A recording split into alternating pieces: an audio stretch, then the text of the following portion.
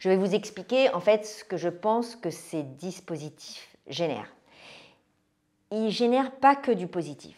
Ces dispositifs d'emploi permettent des exonérations fiscales, permettent l'accès à l'emploi pour des jeunes ou des plus âgés, mais souvent dans des postes plutôt précaires, c'est-à-dire ça peut être lié à un temps déterminé de travail. Et donc, ça peut être bien parce que ça joue un peu comme un essai. Une fois que vous avez le pied dans la porte, vous pouvez être recruté.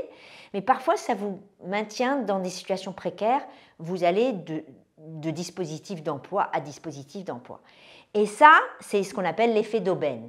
L'employeur, il va tenir compte des seuils d'âge, il va jouer sur des travailleurs plus jeunes ou plus âgés pour recruter le type d'emploi et finalement permettre que ce recrutement leur coûte moins cher.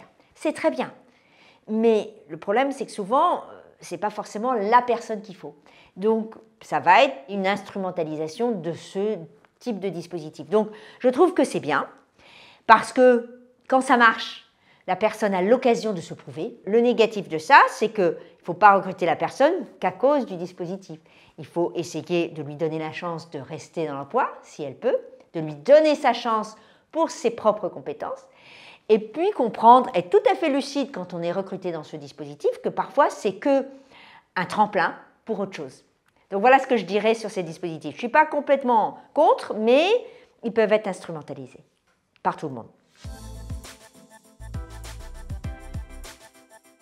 Face à une discrimination, il faut bien être sûr que vous avez des éléments de preuve.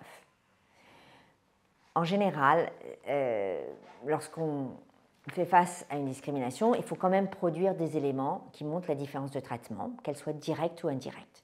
Donc il faut d'abord, je dirais, recueillir tous les éléments que vous avez, que ce soit des mails. Le pénal, on peut utiliser tout moyen de preuve, même des enregistrements. Au civil, c'est en train de changer peut-être un peu, mais normalement, ça doit être des méthodes loyales d'obtention des preuves, donc on ne peut pas utiliser des enregistrements. Mais tout document, toute lettre qui montre que vous avez fait l'objet d'une discrimination en raison de votre âge, que ce soit par des préjugés qui sont marqués ou l'utilisation du terme âge, vous pouvez les utiliser. Soit c'est une erreur, vous voulez un éclaircissement. Donc toujours faire face à la personne qui a pris une décision pour s'assurer qu'elle l'a pris pour des raisons d'âge et pas pour des raisons objectives.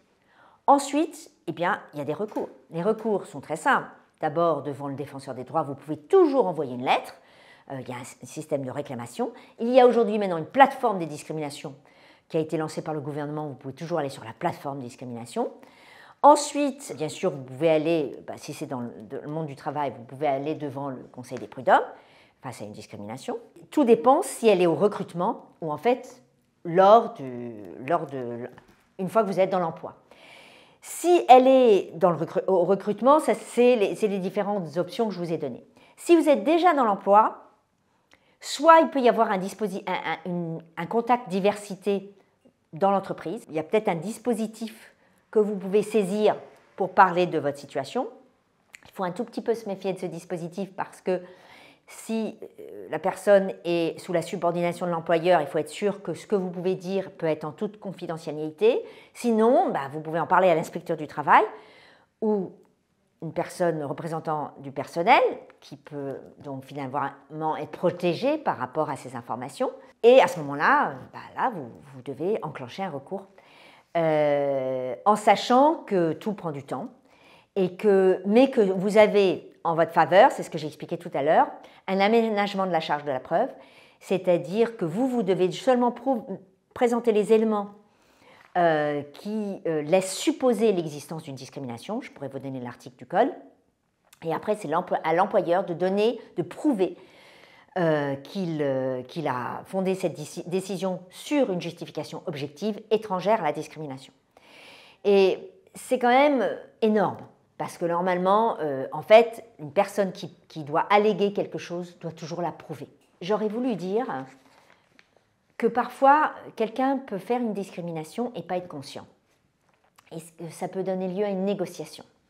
Donc, il peut y avoir des situations de médiation en matière de discrimination qui peuvent être intéressantes dans l'emploi, notamment.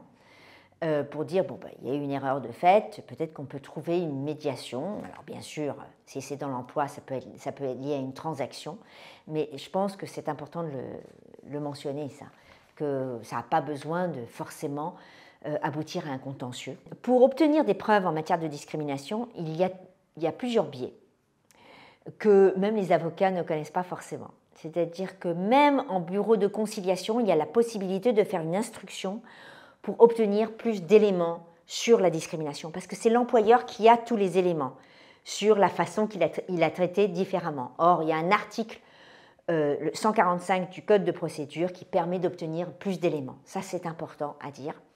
Par ailleurs, l'inspecteur du travail peut demander des éléments, notamment de salaire ou sur les promotions, pour essayer de prouver la discrimination. Il ne le fait pas toujours. Souvent, il dresse un PV et ça veut dire que l'affaire va aller au pénal. Et ça, ce n'est pas du tout intéressant parce qu'il n'y a pas d'aménagement de la charge de la preuve. Il faut une intention discriminatoire pour prouver la discrimination pénale. Au civil, on a l'aménagement. Donc, il ne faut pas qu'il dresse son PV, il faut plutôt demander une instruction. L'inspecteur du travail peut demander plus d'éléments à l'employeur.